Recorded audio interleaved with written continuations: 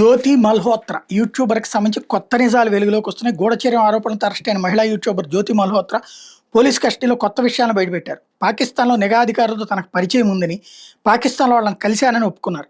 మే 13 దేశ బహిష్కరణకు గురైన ఢిల్లీలోని పాక్ హైకమిషన్ ఉద్యోగి డానిష్తో తాను తరచుగా యాప్స్ ద్వారా సంప్రదింపులు జరుపుతున్నానని ఆమె వెల్లడించారు. పాక్ వెళ్లేందుకు అవసరమైన వీసా సాధించేందుకు ఢిల్లీలోని పాక్ హైకమిషన్కు 2023 నవంబర్లో తొలిసారిగా వెళ్ళినప్పుడు అక్కడ ఉద్యోగి డానిష్ అలియాస్ ఎహ్సార్ ఉర్ రహీంతో పరిచయం ఏర్పడిందని ఆమె చెప్పారు.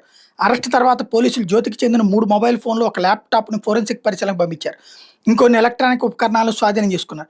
ప్రస్తుతం జ్యోతిని జాతీయ దర్యాప్తు సంస్థ, ఇంటెలిజెన్స్ బ్యూరో, మిలిటరీ ఇంటెలిజెన్స్ అధికారులు ప్రశ్నిస్తున్నారు.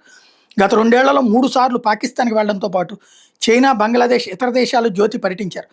ఆపరేషన్ సింధూరా వేళ భారత్ పాక్ సైనిక చర్యల సమయంలోనూ డానిష్తో జ్యోతి సంప్రదింపులు జరిపినట్టు పోలీసులు ఆరోపిస్తున్నారు.